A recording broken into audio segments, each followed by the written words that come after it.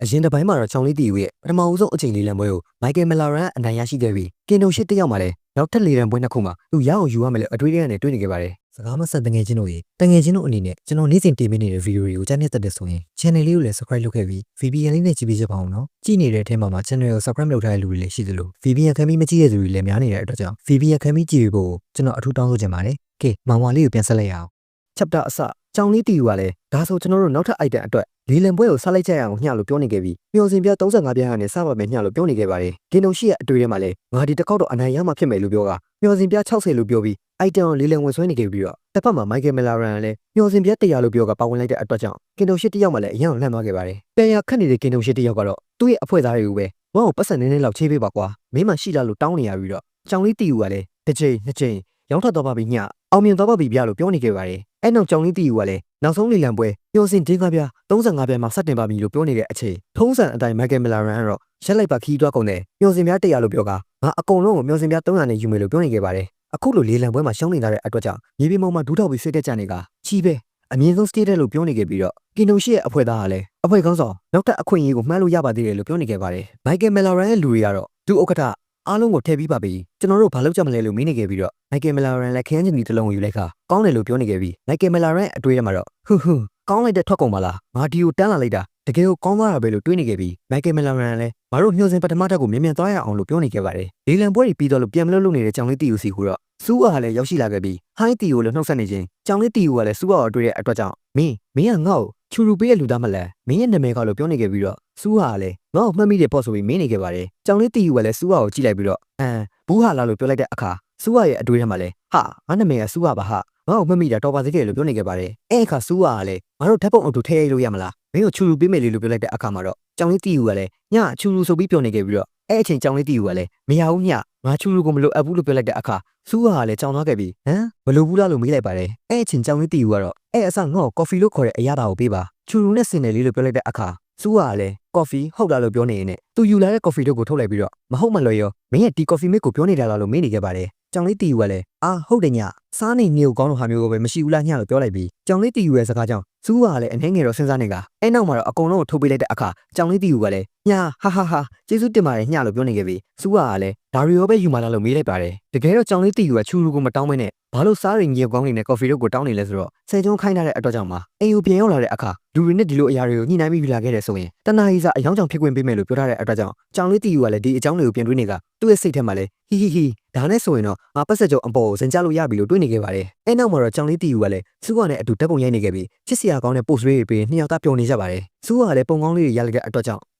့်ပုံကောင်းလေးတွေပဲကျေးဇူးအများကြီးတင်ပါတယ်နော်လို့ပြောနေခဲ့ပြီးတော့တီယူကလည်းကျွန်တော်ရောပါပဲအပေးအယူအတွက်ကျေးဇူးတင်ပါတယ်ညလို့ပြောနေခဲ့ပါတယ်အဲ့အချိန်စူးကတော့ကြောင်လက်ဘွားလေးတွေလို့ပြောရင်းနဲ့ကြောင်လေးတီယူရဲ့လက်ဘွားကိုကန်လိုက်တဲ့အခါလူညံ့လိုက်တာလို့တွေးနေခဲ့ပြီးတော့တော်တော်ကိုင်းလို့ကောင်းတယ်လို့တွေးနေခဲ့ပါတယ်အဲ့အခါကြောင်လေးတီယူကလည်းဘာလုပ်နေတာလဲညလို့မေးလိုက်တဲ့အခါမှာတော့စူးကလည်းလန့်သွားခဲ့ပြီးတော့ကိုင်လို့ကောင်းလို့ပေါ့လို့ပြောနေခဲ့ပါတယ်စူးကလည်းသူ့စီမှာပါလာတဲ့ချူရူအထုပ်တွေကိုထုတ်ကာမင်းတို့ဓာတွေကိုပေးမယ်လေအဲ့ချိန်ကြောင်လေးတီယူကလည်းညချူရူဘာလို့လဲလို့ပြောနေခဲ့ပြီးတော့စူးကလည်းမင်းရဲ့လက်ဘွားလေးတွေကိုထိခင်ပေးလို့ကျေးဇူးပါနော်တတ်ရှိစီတယ်ကျေးဇူးတင်ပါတယ်ကွယ်လို့ပြောနေခဲ့ပြီးကြောင်လေးတီယူကလည်းစူးကရဲ့စကားကြောင့်ညလူသားတွေကငါ့ရဲ့လက်ဘွားတွေခြေဘွားတွေကိုထိတွေ့ရုံနဲ့တတ်ရှိရဟုတ်လားအဲ့ချိန်စူးကလည်းဟုတ်တယ်ဘယ်လိုပြောရမလဲပေါ့ဘာလို့လဲဆိုတော့လူတွေမှာအဲ့လိုလူညံ့လာတဲ့လက်ဘွားလေးတွေကရှိမနေဘူးလေအမှန်တိုင်းပြောရရင်တော့ငါတို့ကအဲ့ဒါလေးတွေကိုတန်ကောင်းလို့ထိရတာလို့ပြောနေခဲ့ပြီးစူးရဲ့အတွေ့အထဲမှာတော့ကြောင်လေးတွေကငကိုအတိုင်းဆိုလက်ကင်ခဲရတာမကြိုက်ဘူးဆိုတော့လို့ပြောနေကပလီပလာတွေပြောနေခဲ့ပါတယ်စူးရဲ့စကားကြောင့်ကြောင်လေးတီယူကလည်း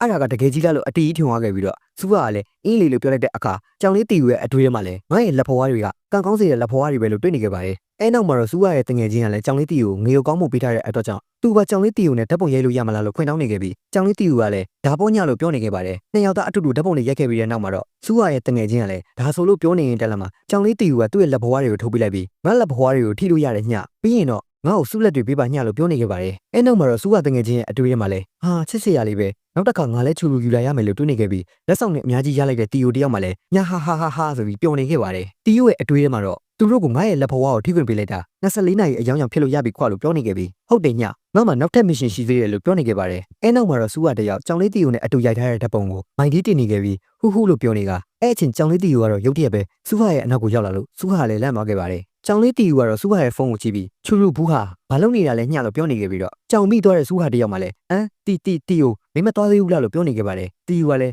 ဘူးဟာတောင်ကိုရီးယားနိုင်ငံလို့ခေါ်တဲ့နေရာကလာတာလားညလို့မေးနေခဲ့ပြီစူးဟာလည်းဟမ်ဘလို့သိရလဲလို့မေးနေခဲ့ပါတယ်ကြောင်လေးတီယိုကလည်းမေးစီကနေရင်းနှီးတဲ့အနံ့တစ်ခုကိုရသွားလို့တိတာပါညလို့ဖြစ်နေခဲ့ပြီစူးဟာတယောက်မှလည်းအနံ့ဆိုပြီးကြောင်လေးကကြောင်လေးတီယိုကတော့ငါ့ကိုကူညီပေးနိုင်မလားညလို့အကူညီတောင်းလိုက်ပါတယ်အဲ့အခါစူးဟာလည်းအရန်ကိုကြောင်သွားခဲ့ပြီးတော့ဟမ်ဆိုပြီးဖြစ်သွားခဲ့ပါတယ်တစ်ဖက်မှာဆယ်ကျွန်းရဲ့စိုက်ခင်းလေးထဲမှာတော့ cherry ခင်းညီတွေကအများကြီးတီးနေခဲ့ပြီးတော့ဆယ်ကျွန်းတယောက်မှလည်းပြားလေးတွေရဲ့အကူအညီနဲ့ရေတံမှုတစ်ခုထဲမှာပြားရည်တွေကိုစုနေခဲ့ပါတယ်သူ့ရဲ့ပြားမွေးမြူရေး scale ကို level တင်နေခဲ့ပြီးအဆင့်တက်သွားတဲ့အခါမှာတော့ဆယ်ကျွန်းတယောက်ကလည်းကောင်းကောင်းသွားနေရပဲလို့ပြောနေခဲ့ပါတယ်ဆယ်ကျွန်းတယောက်ကလည်းပြားအကောင်ရည်မှန်မှန်တိုးလာတာနဲ့ငါ့ရဲ့ပြားမွေးမြူရေးအစွမ်းကလည်းအဆင့်တက်သွားတယ်လို့ပြောနေခဲ့ပြီးတော့ဘေးနားကပြားအောင်ကိုကြည့်ကပြားပင်မှာဥနေတာလားအခုတလို့သူ့ကိုတွေ့ဖို့အရန်ခက်လိုက်တာလို့ပြောနေခဲ့ပါတယ်အဲ့ချင်းဆယ်ကျွန်းကလည်းသူ့ရဲ့ပြားမွေးမြူရေး scale ကိုကြည့်နေခဲ့ပြီးရွေးချယ်စရာတွေကနည်းနည်းလေးကနေအခုအနေငယ်တိုးသွားတာပဲကွာချက်ကဘာလဲဟာဒွိရဖြစ်စရာပဲလို့ပြောနေခဲ့ပြီးတော့ဗါတဲ့လက်ရှိပိုင်ဆိုင်တော့ပြားအောင်ကတခုဟလားတခုကနေနှစ်ခုအထိတိုးသွားတယ်ပေါ့ငါပြားအောင်ကိုခွဲလိုက်ရင်ငါပြားအောင်နှစ်ခုပိုင်ဆိုင်နေမယ်ဆိုတဲ့သဘောလားလို့ပြောနေခဲ့ပါတယ်အဲ့အခါဆယ်ကျွန်းကလည်းပြားလေးတွေကိုကြည့်နေရင်နောက်ကျရင်ငါပြားတွေကိုစူးစမ်းဖို့ဘုံတစ်ခုလူလာမယ်လို့ပြောနေခဲ့ပြီးတော့ဘူးတစ်ခုခုဆိုလဲကောင်းတာပဲလို့ပြောနေခဲ့ပါတယ်ဆယ်ကျွန်းကတော့ပုံမှန်လိုပဲသူ့ရဲ့အတီးတွေကိုရိတ်သိမ်းနေတာအော်နောက်မှငါဖြည်းဖြည်းစဉ်းစားလို့ရတာပဲအခုတော့လို့ပြောနေခဲ့ပြီးငါကောင်တို့ရေမုံလာဥစားကြအောင်ဆိုကယုံလေးတွေကိုလှမ်းခေါ်နေခဲ့ပါတယ်တွက်လက်တော်မုံလာဥကိုရိတ်သိမ်းပြီးတဲ့နောက်မှာတော့ဆယ်ကျွန်းတယောက်မှလည်းမနေ့ကအပြန်အောင်လားကနေမုံလာဥရိတ်သိမ်းပြီးတော့ရက်အနေငယ်အကြာမှာငါတာမန်မုံလာဥတွေကိုလည်းရိတ်သိမ်းနိုင်ခဲ့တယ်လို့ပြောနေခဲ့ပြီးဆယ်ကျွန်းကမုံလာဥကိုကင်ထားတဲ့အတွက်ကြောင့်ယုံလေးတွေကလည်းတည်တည်များများနဲ့ဖြစ်နေခဲ့ပါတယ်ဆယ်ကျွန်းကတော့ယုံလေးတစ်ကောင်ချင်းစီကိုမုံလာဥတစ်ခုစီပေးနေခဲ့ပြီးတော့ဆယ်ကျွန်းကလည်းအခုမင်းတို့တယောက်တစ်ခုယူနော်လို့ပြောနေခဲ့ပြီးဂုံထဲမှာစားလို့ရတဲ့အစားအစာတစ်မျိုးနောက်တစ်ခုထပ်တိုးသွားတယ်လို့ကျွန်တော်တို့ကိုပြောနေခဲ့ပါတယ်ဆယ်ကျွန်းတယောက်မှလည်းယုံလေးတွေကိုမုံလာဥတွေပေးပြီးတဲ့နောက်မှာတော့ယုံလေးတွေကလည်းဆယ်ကျွန်းကိုဥညွတ်နေခဲ့ကဆယ်ကျွန်းကလည်းအဲ့ဒါကမင်းတို့ကိုဥညွတ်စေတဲ့အရာလားလို့ပြောနေခဲ့ပါတယ်ယုံမေကြီးကတော့ဒီမြင်ကွင်းကိုကြည့်ပြီးရင်းနေကအဲ့နောက်မှာတော့ယုံတွေအားလုံးနဲ့ဆယ်ကျွန်းတို့လည်းမီးပုံဘေးနားမှာပဲစားတော့ပွဲတစ်ခုကိုလုပ်နေခဲ့ပါတယ်အဲ့အချိန်ဆယ်ကျွန်းကမထင်မပဲမုံလာဥရဲ့ status ကိုကြည့်လိုက်တဲ့အခါမှာတော့တွက်လက်တော်မုံလာဥလို့ပြောနေခဲ့ပြီးတွက်လက်တော်မုံလာဥပြောစင်အတွင်းမှာစိုက်ပျိုးထားသောမုံလာဥသည်အာဟာရရရှိ၍အရသာအရန်ကိုရှိပါသည်အစီ100 gram ကိုရောချပေးပြီးတော့တွက်လက်မှုကိုလည်း10မိနစ်လျင် 0.1 ကိုတိုးပေးပါသည်တနအီအတွင်းအကျိုးသက်ရောက်မှုများမှာ10လုံးအထိစားသုံးလိုက်လျင်တော့အစီ100 gram ကိုခြေပြတ်ပေးပြီးအမြင့်အာရုံကိုလည်းတိုးတက်စေသည်လို့ပြောထားခဲ့ပြီးတော့စိုက်ပျိုးသူမျောစင်လေသမားပတ်ဆယ်ကျွန်းတိုးလောင်ထားနိုင်သည့်တက်တန်းရက်30အတီးရဲ့အဆင့်ရတော့အဆင့်ဆိုပြီးပြနေခဲ့ပါတယ်ဆယ်ကျွန်းကလည်းမုံလာဥကိုစားကြည့်ကဒါကအစီကိုခြေပြတ်ပေးပြီးတော့အမြင့်အာရုံကိုတော့တိုးပေးသေးတာပဲငါရိတ်သိမ်းထားတဲ့အရေးအတွက်တွေများလာပြီးရောင်းနိုင်သွားခဲ့ရင်တော့ဒီမုံလာဥကတကယ်ကိုကြော်ကြားသွားမှလို့ပြောနေခဲ့ပြီးတော့အရသာရှိလိုက်တယ်လို့ပြောနေခဲ့ပါတယ်အဲ့နောက်ဆယ်ကျွန်းကလည်းဒါအောင်မြင်မြန်စားရမယ်ပြီးရင်မုံလာဥတွေကိုရိတ်သိမ်းပြီးတော့တုံလောင်ယုံရွှေ့ရအောင်မယ်လို့ပြောနေခဲ့ပြီးအဲ့နောက်မှာတော့ယုံလေးတွေကလည်းမုံလာဥတွေကိုစနစ်တကျတုံလောင်ဖို့အတွက်လုပ်နေခဲ့ပါတယ်ဆယ်ကျွန်းကလည်းသူ့ရဲ့စိုက်ခင်းထဲမှာမနာတဲ့မုံလာဥတွေကိုရိတ်သိမ်းနေခဲ့ပြီးတော့ယုံလေးတွေကလည်းအပြန်အလှန်ကူညီတဲ့ကအဲ့အချိန်ယုံမဲလေးကဆယ်ကျွန်းရဲ့အရှိမမှောက်သွားတဲ့အတွက်ကြောင့်ဆယ်ကျွန်းကလည်းယုံမဲလေးကိုမင်းအရင်ပင်မနေလိုက်ယုံနေလေးလို့မေးလိုက်ပါတယ်အဲ့အခါယုံမဲလေးကတော့လဲတင်အောင်ဆိုပြီးမုံလာဥကိုခိုးစားမလို့လုပ်နေတဲ့အတွက်ကြောင့်ဆယ်ကျွန်းကလည်းဟေးမင်းလှည့်ပြောင်းပြီးမုံလာဥကိုခိုးစားဖို့လုပ်မနေနဲ့လို့ပြောနေရပြီးယုံဖေကြီးကလည်းဒီမြင်ကွင်းကိုကြည့်နေကယုံမဲလေးရဲ့ခေါင်းကိုတက်နေလိုက်ပါတယ်ဆယ်ကျွန်းတယောက်မှလည်းတူလုံယုံကပြည့်နေပြီပဲအဲ့ဒါကိုရက်ပြီးတော့ငါဒီမှာလက်ဆက်တက်ရင်ကောင်းမလားလို့တွေးနေခဲ့ပြီးအဲ့အချိန်ဆယ်ကျွန်းရဲ့ရေသိမ်းမှုကလေဘယ်တက်သွားတဲ့အတွက်ကြောင့်ဆယ်ကျွန်းကလည်းဟမ်ဆိုပြီးကြောင်းတော့ကဆယ်ကျွန်းကလည်းငါဘယ်တော့မှအဆင့်30ကိုရောက်သွားရတယ်လို့ပြောနေခဲ့ပြီးဆယ်ကျွန်းရဲ့အရှိမ quest တစ်ခုပေါ်လာခဲ့တဲ့အတွက်ကြောင့်ဆယ်ကျွန်းကလည်းquest တစ်ခုပဲလို့ပြောနေခဲ့ပါတယ်အဲ့အခါဆယ်ကျွန်းကလည်းဒါကဘာလဲနှောစင်မန်နေဂျာလို့မေးလိုက်တဲ့အခါမှာတော့နှောစင်မန်နေဂျာကလည်းအဲ့ဒါကသူ့ရဲ့လက်ချက်မဟုတ်ပါဘူးလို့ပြောနေခဲ့ပြီးဆယ်ကျွန်းကလည်းအနေငယ်တော့ကြောင်းတော့ကဆယ်ကျွန်းက level 10ကိုရောက်သွားတဲ့အတွက်ကြောင့်အလုပ် quest တစ်ခုကသူ့အလိုလိုပေါ်လာခဲ့တာဖြစ်ပါတယ် system မှာလည်းဆယ်ကျွန်းကိုအလှလက္ခဏာအသစ်များကိုရရှိနိုင်ပြီးနောက်အစစ်တက်ရန်အတွက်တင်တာကိုဖျက်ကျော်မှရမယ်လို့ပြောနေခဲ့ပြီးတော့ဆယ်ကျွန်းကလည်း quest ကိုကြည့်နေကဒါကအလုပ် quest တစ်ခုလားငါဒါကိုကြားဖို့ပါတယ်တာမန်အမဲလိုက်သူတွေကစစ်ပွဲနဲ့တက်ဆိုင်တဲ့စွမ်းရည်တွေကိုရကြတယ်ဘာလို့လဲဆိုတော့ system နဲ့သူတို့ကို quest ပေးထားတဲ့အတွက်ကြောင့်ပါအဲ့တော့သတိရသွားတဲ့ဆယ်ကျွန်းကလည်းငါလေသမားတစ်ယောက်ပဲလေအဲ့တော့ quest ရဲ့ပုံစံကနည်းနည်းတော့ကွာလောက်တယ်လို့ပြောနေခဲ့ပြီးဆယ်ကျွန်းတစ်ယောက် quest ကိုဖက်လိုက်တဲ့အခါမှာလည်း50စတူရန်မီတာစိုက်ကင်းချက်တွေမှုလို့ပြောထားတဲ့အတွက်ကြောင့်ဆယ်ကျွန်းကလည်းဒါကလွယ်သေးတယ်လို့ပြောနေခဲ့ပါတယ်ဆယ်ကျွန်းတစ်ယောက် quest အောင်မြင်ပြီးဆုံးသွားတဲ့အခါမှာတော့သူရရှိမဲ့ဆုလက်အနေနဲ့အဆင့်7ကိုရောက်သွားခဲ့ပြီး step bonus တစ်ခုကိုလည်းရရှိလိုက်ကအောင်မြင်ခြင်းဆုလက်အနေနဲ့လည်းနှိုးစင်လင်းကားပြ30ကိုရရှိလိုက်ပြီးတဲ့နောက်မှာတော့ quest ပြီးဆုံးသွားတဲ့အတွက်ကြောင့်အလုပ်ရဲ့လက္ခဏာတစ်ခုကိုလည်းရရှိလိုက်ပါတယ်အဲ့အခါဆယ်ကျွန်းကလည်းအရန်ကိုပင်မနေတဲ့ပုံပေါက်နေပြီးရေးပြီးသွားပြီကွာလို့ပြောနေခဲ့ပါတယ်ဆယ်ကျွန်းကလည်းသူ့ရဲ့ဆုလက်ကိုဖက်ကြည့်လိုက်တဲ့အခါမှာတော့တင်းရဲ့အလုပ်လက္ခဏာအနေနဲ့စပားဆိုင်ခင်တစ်စတူရမီတာကိုဖန်တီးနိုင်သည့်အချိန်တိုင်းမှာတင်းရဲ့ ESP point တွေကိုရရှိနိုင်ပါတယ်လို့ပြောနေခဲ့ပြီးဆယ်ကျွန်းကလည်းဟာဆုလက်အနေနဲ့ရတဲ့အလုပ်လက္ခဏာကတော်တော်ကောင်းတာပဲဟာငါမြင်မြင်ဒီ quest ကိုပြီးတော့တာကောင်းတာပဲလို့ပြောနေခဲ့ပါတယ်ဆယ်ကျွန်းတယောက်မှလည်းပင်မလုံးလို့မြေပြင်မတို့လဲအိတ်လက်ကငါမုံလာဦးအမြင့်တွေပဲစိုက်ပြီးတော့စားနေရပေမဲ့လေကွင်းကငါထင်ထားတဲ့တက်ကိုပို့ပြီးတော့တိုးတက်လာနေရပဲပင်မသွားပြီးငါတိထက်မလုံနိုင်တော့ဘူးလို့ပြောနေခဲ့ပြီးဆယ်ကျွန်းကလည်းအေးရဝင်မလို့လွတ်လိုက်ခါအေးအောင်အခုတော့အေးရအောင်မနေ့ပြန်အပြီးတက်ကြမယ်အကုန်လုံးတောင်းဝင်ကြကြပါတယ်လို့ပြောနေခဲ့ပါတယ်ဂျုံမဲလေးတွေကတော့အိမ်ထဲကိုဝင်မလို့လုံနေခဲ့ပြီးတော့ အဲ့အချိန်ယုံပေးကြီးကလည်းလက်ပြပြီးတော့တားလိုက်ကဂျုံလေးတွေကလည်းအနေငယ်ကြောင်နေခဲ့ရပြီးယုံပေးကြီးကတော့သူတို့အိမ်ထဲမှာပေးမနေဘူးဆိုရင်မောင်းထုတ်နေခဲ့ပါတယ်အဲ့နောက်မှာတော့ယုံပေးကြီးကလည်းတကားကိုစောင့်ပြီးတော့တဲ့အတွက်ကြောင့်ယုံလေးတွေကလည်းပြာရခတ်နေရကသူတို့ရဲ့အိမ်တကားကိုခောက်နေရင်ငိုယုံနေကြပါတယ်အဲ့အခါဆယ်ကျုံးကလည်းရောက်လာခဲ့ပြီးတော့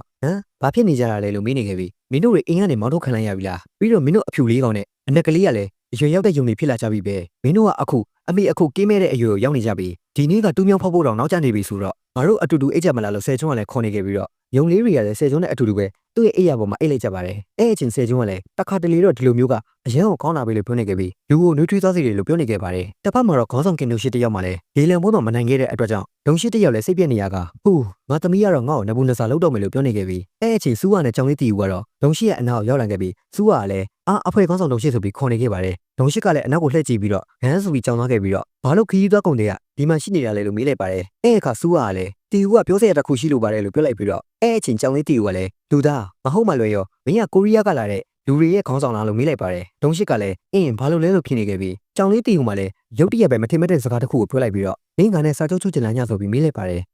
အဲ့နောက်မှာတော့ကြောင်လေးတီယူကလည်းကင်တုံရှိကိုစာချုပ်တစ်ခုထုတ်ပြနေခဲ့ပြီးတော့ကင်တုံရှိတယောက်မှလည်းဒါစာချုပ်လားဆိုပြီးမေးလိုက်ပါတယ်ကြောင်လေးတီယူကတော့ဟုတ်ပါတယ်ညလို့ပြောနေခဲ့ပြီးတော့ဒုံရှိတယောက်စာချုပ်ကိုဖတ်ကြည့်လိုက်တဲ့အခါမှာတော့ဘူချုံဆိုးစားဒေတာမှာနေတဲ့ပတ်စဲကျုံးရဲ့မိသားစုကို150မီလီယံပေးလိုက်ပါလို့ရေးထားခဲ့ပြီးတော့အဲ့အချိန်ကြောင်လေးတီယူကလည်းပြီးတော့မစ္စတာဆယ်ကျွန်းတယောက်အဆင်ပြေချောင်းကိုလည်းပြောပြပေးရပါပဲညလို့ပြောနေခဲ့ကသူ့ရဲ့အိတ်ထဲကနေပတ်စံတုပ်ကိုထုတ်နေခဲ့ပြီးငါတို့အနေနဲ့ညောင်စင်ပြ90ကိုပြီးလိုက်ပါမယ်ပြီးတော့မော်ချယ်ရီခီယန်ညင်ဒီအလုံး200ကိုလည်းပေးပါမယ်ညဆိုပြီးတော့ကင်တုံရှိတယောက်ကိုကမ်းလှမ်းလိုက်ပါတယ်ကင်တုံရှိတယောက်မှလည်းအရန်ကိုလှမ်းတော့ကမတက်ထိုက်ရလိုက်ပြီးတော့ချယ်ရီခီယန်ညင်ဒီလို့ပြောရင်းနဲ့ခီယန်ညင်ဒီတွေကိုကြည့်နေတာကင်တုံရှိရဲ့အတွေ့အထဲမှာတော့ဒါနဲ့သာဆိုရင်တော့ငါသမီးလေးအတွက်အကောင်းဆုံးအဖေဖြစ်လို့ရပြီကွာလို့ပြောကအရန်ကိုတွေးပြောနေခဲ့ပါတယ်အဲ့အချိန်ကင်တုံရှိကတော့ဒါပေမဲ့မစ္စတာပတ်စဲကျွန်းကဘာတူလဲသူ့ရဲ့မိသားစုကိုစာပို့တယ်ဆိုတော့ तू ကအခုမျိုးစင်တွေကထွက်လို့မရတဲ့အမေလေးတမများလောက်လို့မေးနေခဲ့ပြီးကင်တုံရှိရဲ့မေးခွန်းကြောင့်ကြောင်လေးတီယူကလည်းအရန်ကိုတိုင်ပတ်လာကအဲ့ဒါကလို့ပြောနေချင်းကြောင်လေးတီယူကလည်းဆယ်ကျွန်းပြောလိုက်တဲ့စကားတွေကိုနားတွေကိုပြန်ကြားရအောင်နေကတီယူမင်းတီးတယ်နော်ငါအထက်69တက်မှာရှိနေတယ်အဲ့ဒါကလှုပ်ဝက်ချက်ပဲနော်လို့ပြောနေခဲ့ပြီးကြောင်လေးတီယူကလည်းโอเคပါညဆိုပြီးဆယ်ကျွန်းကိုပြန်ပြောခဲ့တဲ့အတွက်ကြောင့်ယခုအချိန်မှာတော့ကြောင်လေးတီယူကလည်းမစ္စတာပတ်စဲကျွန်းက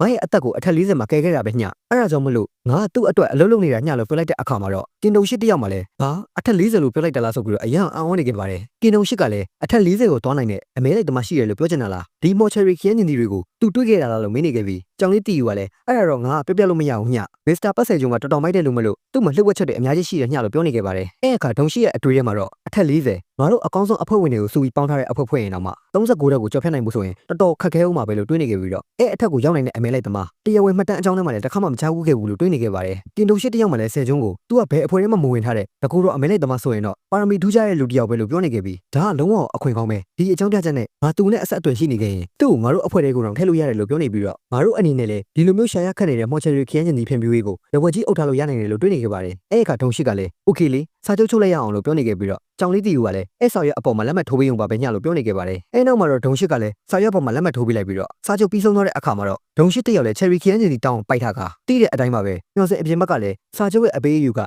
ကျိုးဝင်တယ်နော်လို့ပြောနေခဲ့ပြီးဒါပေမဲ့သတင်းအတိအကျပို့ပြီးချောင်းကိုမင်းကိုပြောဖို့အတွက်နောက်10ရက်နေကြရင်တော့တွေ့မယ်ငါအတွက်လည်းမစ္စတာပတ်စဲကျွန်းကိုအဲ့အကြောင်းကိုပြောပြပေးလိုက်ပါလို့ဒုံရှိကတော့ကြောင်လေးတီယူကိုပြောနေခဲ့ပါတယ်အဲ့နောက်မှာတော့ကင်တုံရှိကလည်းငါရဲ့ဖီနစ်အဖွဲ့ကသူ့မိဘတွေကိုသတင်းပို့ပေးဖို့အတွက်တာဝန်ကိုယူပါမယ်လို့ပြောလိုက်ပြီးတော့တစ်ဖက်မှာတော့ဆယ်ကျွန်းတို့ရဲ့ဘက်ကိုပြန်ပြထားခဲ့ပါတယ်ဆယ်ကျွန်းကလည်းအခုယုံတွေကအိမ်ဆောက်နေလို့အလုံးရှုံနေကြတယ်လို့ပြောနေခဲ့ပြီးဆယ်ကျွန်းတယောက်မှလည်းယုံနယ်လေးကိုခေါ်လာကမင်းတို့အိမ်ဆောက်လို့ပြီးကြပြီလားလို့ယုံလေးတွေကိုမေးနေခဲ့ပါတယ်ဆယ်ကျွန်းတယောက်မှလည်းယုံလေးတွေရဲ့အိမ်ကိုကြည့်နေကဝိုးဆိုပြီးအံ့ဩနေခဲ့ရပြီးတော့ယုံလေးတွေကသူတို့နေဖို့အတွက်စောက်ထားတဲ့အိမ်ကလည်းအရန်ကိုမိုက်လွန်းနေတဲ့အတွက်ကြောင့်ဆယ်ကျွန်းကလည်းအရန်ကိုမိုက်တယ်လို့ချီးကျူးပေးနေခဲ့ပါတယ်ဆယ်ကျွန်းတယောက်မှလည်းစက်သွန်မီနဲ့လှုပ်ထားတဲ့ခုံမိုးရဲ့ညီကြီးနေရံတွေရဲ့အဲ့ဒါတွေကြောင့်ပဲကော်ပြားယုံလေးနဲ့တစင်ယုံလေးကတော့တော်တော်ပြင်ပန်းသွားမှာပဲလို့ပြောနေခဲ့ပြီးတော့ယုံလေးတွေကလည်းဟုတ်တယ်ဆိုတဲ့ပုံစံနဲ့ကောင်းကြီးပြနေခဲ့ပါတယ်အဲ့အချိန်ယုံလေးတစ်ကောင်ကလည်းသူ့ရဲ့အိမ်ထဲမှာအေးစစ်အနားယူနေတော့ဆယ်ကျွန်းကလည်းအလုပ်အချိန်အတွင်းမှာအနားယူဖို့နေရတော့မှမင်းတို့ကလှုပ်ထားတဲ့ပေါ်လို့ပြောနေခဲ့ပြီးငါလည်းအဲ့လိုနေရာမျိုးရှိရင်ကောင်းမှာပဲလို့ပြောနေခဲ့ပါတယ်အဲ့နောက်ဆယ်ကျွန်းကလည်းမင်းတို့ကောင်းကောင်းလုပ်ခဲ့ကြပါတယ်လို့ပြောရင်းနဲ့ယုံလေးတွေကိုချီးကျူးပေးနေခဲ့ပြီးတော့အိမ်အစ်စ်ကျူဆိုပွဲကိုလွတ်လိုက်ရအောင်လို့ပြောနေခဲ့ပါတယ်ဆယ်ကျွန်းရဲ့ diary ထဲမှာတော့ယုံလေးတွေ